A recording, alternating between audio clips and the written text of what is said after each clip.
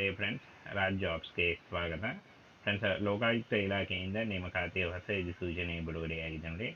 Both male and female, ಪುರುಷ ಮತ್ತು ಮಹಿಳಾ ಅಭ್ಯರ್ಥಿಗಳು ಇಬ್ಬರು ಅರ್ಜಿಗಳನ್ನು ಸಲ್ಲಿಸಬಹುದು. ಕರ್ನಾಟಕದ ಯಾವುದೇ ಡಿಸ್ಟಿಕ್ಕಿಂದ ಕೂಡ ನೀವು ಈ ಒಂದು ಹುದ್ದೆಗಳಿಗೆ ಅರ್ಜಿಗಳನ್ನು ಸಲ್ಲಿಸಬಹುದಾಗಿರುತ್ತೆ.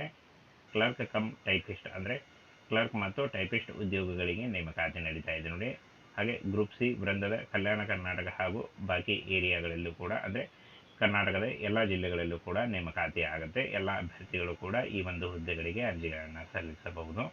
ಇನ್ನು ಸಂಪೂರ್ಣವಾಗಿ ಈ ಒಂದು ಹುದ್ದೆಗಳಿಗೆ ನೇರ ನೇಮಕಾತಿ ಅಂತ ಹೇಳಿದ್ದಾರೆ ನೋಡಿ ಕ್ಲಿಯರ್ ಆಗಿ ಮೆನ್ಷನ್ ಮಾಡಿದ್ದಾರೆ ನೇರ ನೇಮಕಾತಿ ಅಂತ. ಇನ್ನು ಈ ಒಂದು ಹುದ್ದೆಗಳ ಅಧಿಸೂಚನೆಯನ್ನು ನಮ್ಮ ಟೆಲಿಗ್ರಾಮ್ ಚಾನಲಲ್ಲಿ ಇರುತ್ತೆ, ಅಲ್ಲಿ ಹೋಗಿ ನೀವು ಡೌನ್ಲೋಡ್ ಮಾಡಿಕೊಂಡು ಇನ್ನೂ ಹೆಚ್ಚಿನ ಮಾಹಿತಿಯನ್ನು ಪಡೆದುಕೊಳ್ಬೋದು. ಆನ್ಲೈನ್ ಮೂಲಕ ಅರ್ಜಿ ಸಲ್ಲಿಸಲು ಪ್ರಾರಂಭ 2024ರಿಂದ ಅರ್ಜಿ ಸಲ್ಲಿಕೆ ಶುರುವಾದರೆ ಇಲ್ಲಿ ನೋಡಿ 29/11/2024 ಅರ್ಜಿ ಸಲ್ಲಿಸಲು ಕೊನೆಯ ದಿನಾಂಕ ಆಗಿರುತ್ತೆ ನೋಡಿ.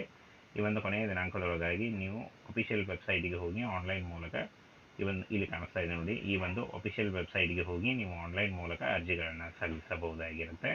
ಈ ಒಂದು ಅರ್ಜಿ ಸಲ್ಲಿಕೆಯ ನೇರ ಲಿಂಕನ್ನು ವಿಡಿಯೋ ಡಿಸ್ಕ್ರಿಪ್ಷನ್ ಬಾಕ್ಸಲ್ಲಿ ಕೊಟ್ಟಿರ್ತೀನಿ ನೋಡಿ. ಹಾಗೆ ಈ ಒಂದು ನೋಟಿಫಿಕೇಷನ್ನ ನಮ್ಮ ಒಂದು ಟೆಲಿಗ್ರಾಮ್ ಚಾನಲಲ್ಲಿರುತ್ತೆ, ಅಲ್ಲಿ ಹೋಗಿ ನೀವು ಡೌನ್ಲೋಡ್ ಮಾಡಿಕೊಂಡು ಇನ್ನೂ ಹೆಚ್ಚಿನ ಮಾಹಿತಿಯನ್ನು ತಿಳ್ಕೊಳ್ಬೋದು. ಇಲ್ಲಿ ನೋಡಿ, ಕ್ಲರ್ಕ್ ಮತ್ತು ಟೈಪಿಸ್ಟ್ ಉದ್ಯೋಗಗಳು ಒಟ್ಟು 14 ಹುದ್ದೆಗಳಿದ್ದಾವೆ. 34,000ರಿಂದ 67,000ವರೆಗೂ ಪರ್ ಮಂತ್ ಸ್ಯಾಲ್ರಿ ಆಗಿರುತ್ತೆ ನೋಡಿ. ಇದು ಜಾಸ್ತಿ ಕೂಡ ಆಗ್ತಾ ಹೋಗುತ್ತೆ. ಇನ್ನು ಯಾವ ಒಂದು ವರ್ಗದ ಅಭ್ಯರ್ಥಿಗಳಿಗೆ ಎಷ್ಟು ಹುದ್ದೆಗಳು ಅಂತ ಕ್ಲಿಯರ್ ಆಗಿ ಮೆನ್ಷನ್ ಮಾಡಿದ್ದಾರೆ ನೋಡಿ. ಅದನ್ನು ನೋಡಿಕೊಂಡು ನೀವು ಇನ್ನೂ ಇದನ್ನು ನೋಡಿಕೊಂಡು ನೀವು ಅರ್ಜಿಗಳನ್ನು ಸಲ್ಲಿಸಬಹುದು.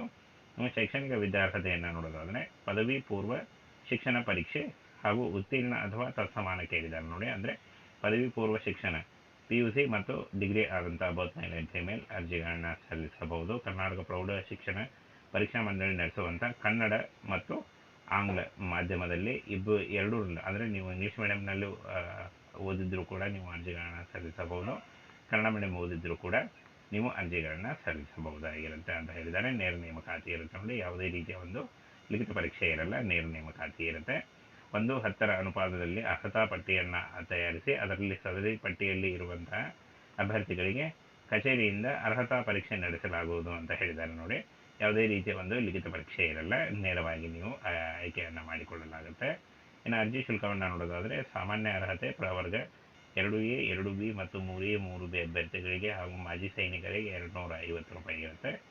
ಇನ್ನು ಉಳಿದಂಥ ಪರಿಶಿಷ್ಟ ಜಾತಿ ಪರಿಶಿಷ್ಟ ಪಂಗಡ ಪ್ರವರ್ಗ 1 ಮತ್ತು ಅಂಗವಿಕಲ ಅಭ್ಯರ್ಥಿಗಳಿಗೆ ಶುಲ್ಕದಿಂದ ವಿನಾಯಿತಿ ಇರುತ್ತೆ ನೋಡಿ.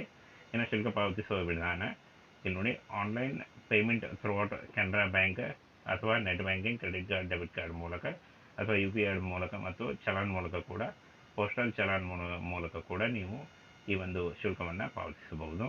ಇನ್ನು ಫ್ರೆಂಡ್ಸ್, ಈ ಒಂದು ಹುದ್ದೆಗಳಿಗೆ ಅರ್ಜಿ ಸಲ್ಲಿಸುವಂಥ ಅಭ್ಯರ್ಥಿಗಳು 30/10/2024ರಿಂದ 29/11/2024 ನೀವು ಅರ್ಜಿಗಳನ್ನು ಸಲ್ಲಿಸಬಹುದು. ಇನ್ನು ವಯೋಮಿತಿಯನ್ನು ನೋಡೋದಾದರೆ ಇಲ್ಲಿ ನೋಡಿ, 18ರಿಂದ 43 ವರ್ಷದವರೆಗೂ ನೀವು ಅರ್ಜಿಗಳನ್ನು ಸಲ್ಲಿಸಬಹುದು.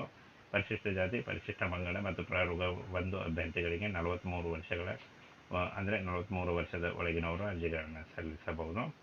ಪ್ರವರ್ಗ 2A 2B ಮತ್ತು 3A 3B ಅಭ್ಯರ್ಥಿಗಳಿಗೆ 41 ವರ್ಷ. ಇನ್ನು ಸಾಮಾನ್ಯ ಅರ್ಹತೆ ಇದ್ದಂಥ ಅಭ್ಯರ್ಥಿಗಳಿಗೆ 38 ವರ್ಷದ ಒಳಗಿನವರು ಈ ಒಂದು ಹುದ್ದೆಗಳಿಗೆ ಅರ್ಜಿಗಳನ್ನು ಸಲ್ಲಿಸಬಹುದಾಗಿರುತ್ತೆ. ಆನ್ಲೈನ್ ಮೂಲಕ ನೀವು ಅಫಿಷಿಯಲ್ ವೆಬ್ಸೈಟಿಗೆ ಹೋಗಿ ನೀವು ಅರ್ಜಿಗಳನ್ನು ಸಲ್ಲಿಸಬಹುದು. ಅರ್ಜಿಗಳನ್ನು ಸಲ್ಲಿಸುವಾಗ ನಿಮಗೆ Aadhaar card, caste income certificate, ಹಾಗೆ ಒಂದು ಫೋಟೋ ಮತ್ತು ನಿಮ್ಮ ಎಜುಕೇಷನಲ್ ಡಾಕ್ಯುಮೆಂಟ್ಸ್ ಇಷ್ಟನ್ನು ತೆಗೆದುಕೊಂಡು ನೀವು ಆನ್ಲೈನ್ ಮೂಲಕ ಅರ್ಜಿಗಳನ್ನು ಸಲ್ಲಿಸಬಹುದು. ಈ ಒಂದು ನೋಟಿಫಿಕೇಷನ್ನ ನಮ್ಮ ಒಂದು ಟೆಲಿಗ್ರಾಮ್ ಚಾನಲಲ್ಲಿ ಇರುತ್ತೆ ನೋಡಿ, ಅಲ್ಲಿ ಹೋಗಿ ನೀವು ಈ ಒಂದು ಹುದ್ದೆಗಳಿಗೆ ನೀವು ಈ ಒಂದು ನೋಟಿಫಿಕೇಷನ್ನ ಡೌನ್ಲೋಡ್ ಮಾಡ್ಕೊಳ್ಬೋದು. ಹಾಗೆ ಆನ್ಲೈನ್ ಮೂಲಕ ಈ ಒಂದು ಹುದ್ದೆಗಳಿಗೆ ಅರ್ಜಿಗಳನ್ನು ಸಲ್ಲಿಸಬಹುದು.